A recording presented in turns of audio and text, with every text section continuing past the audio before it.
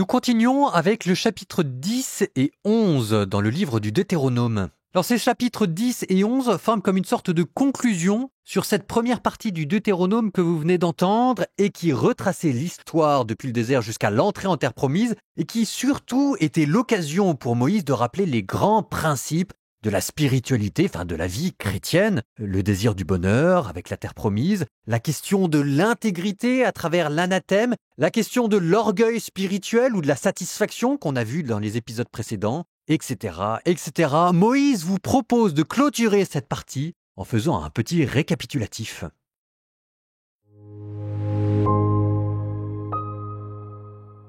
Et maintenant, sais-tu, Israël, ce que le Seigneur ton Dieu te demande ? Craindre le Seigneur ton Dieu, suivre tous ses chemins, aimer le Seigneur ton Dieu, le servir de tout ton cœur et de toute ton âme, garder les commandements et les décrets du Seigneur que je te donne aujourd'hui pour ton bien.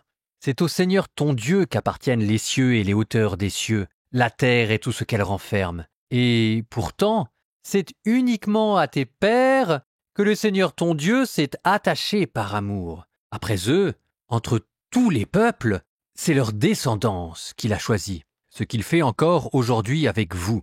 Pratiquez donc la circoncision du cœur.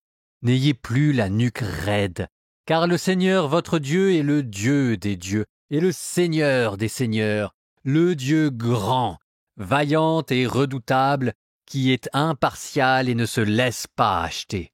C'est lui qui rend justice à l'orphelin et à la veuve, qui aime l'immigré et qui lui donne nourriture et vêtements.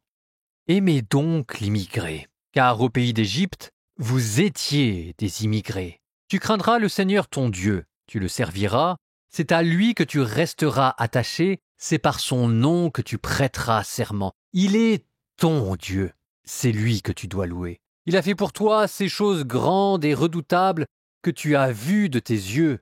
Quand tes pères sont arrivés en Égypte, ils n'étaient que 70, mais à présent, le Seigneur votre Dieu vous a rendus aussi nombreux que les étoiles du ciel.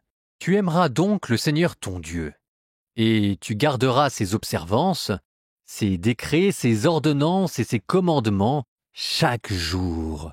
Aujourd'hui, contrairement à vos fils à qui il n'a pas été donné de connaître et de voir, vous connaissez les leçons du Seigneur votre Dieu, sa grandeur, sa main forte et son bras étendu, les signes et les œuvres qu'il a accomplies en Égypte contre Pharaon, roi d'Égypte, et tout son pays, ce qu'il a fait à l'armée égyptienne, à ses chevaux et à ses chars, en faisant déferler sur eux les eaux de la mer des roseaux, tandis qu'ils vous poursuivaient. Le Seigneur les a supprimés.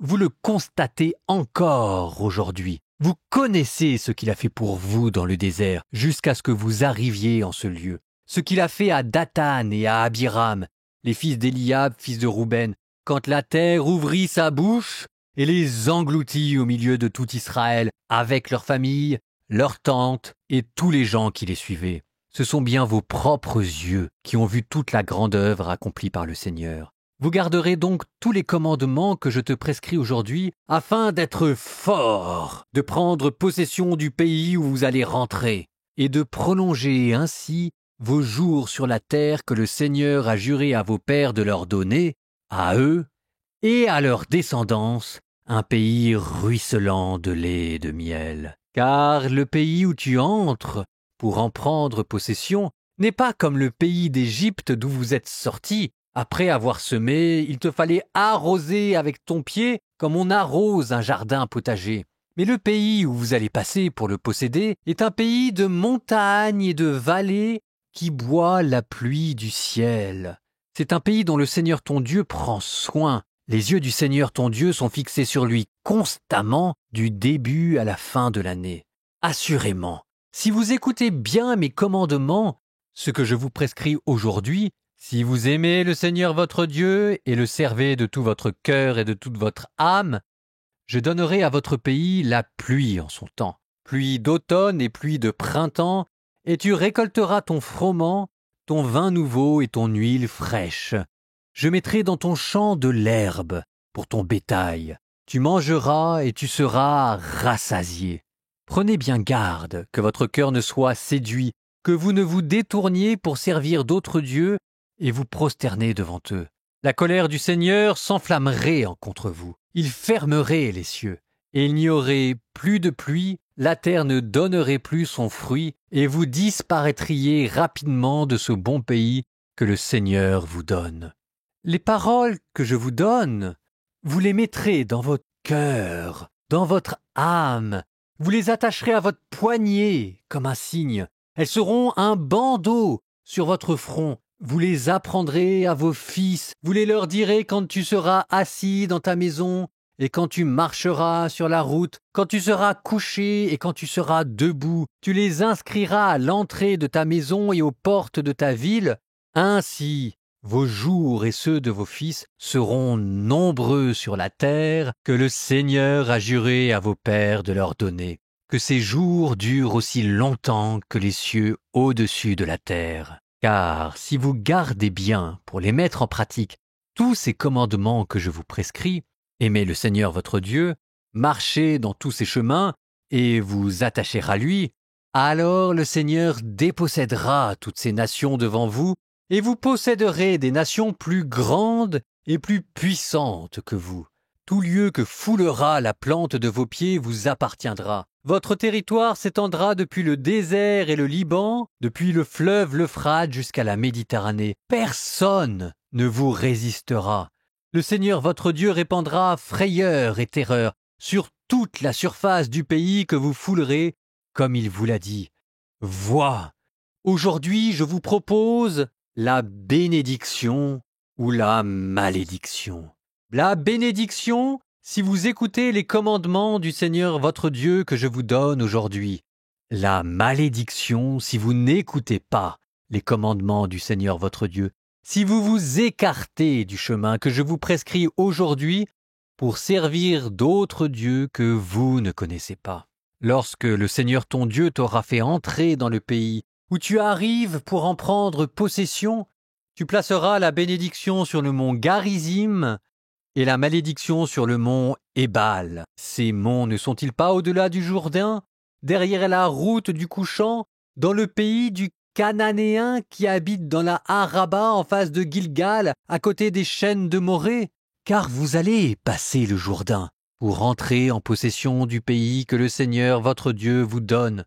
Vous en prendrez possession et vous y demeurerez. Vous veillerez à mettre en pratique tous les décrets et les ordonnances que je vous présente aujourd'hui.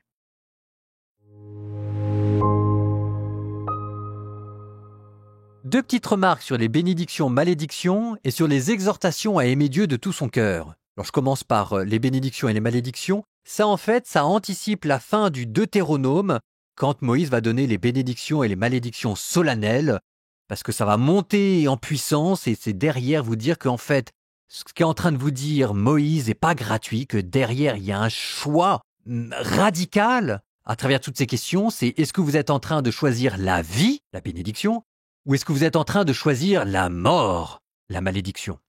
Sur le mont Garizim et sur le mont Ébal, mes commentateurs disent que ça aura des implications politiques plus tard quand on essayera de réunifier le pays d'Israël. Je ferme la parenthèse. Autre remarque sur l'exhortation à aimer Dieu. Donc ça reprend toute la progression spirituelle qu'on a entendue, avec au début le rappel de la loi de Moïse qui nous dit « Écoute, le Seigneur ton Dieu est l'unique, tu aimeras le Seigneur ton Dieu de tout ton cœur, de toute ta force, de toute ton âme », avec ici un nouveau thème, la circoncision de cœur.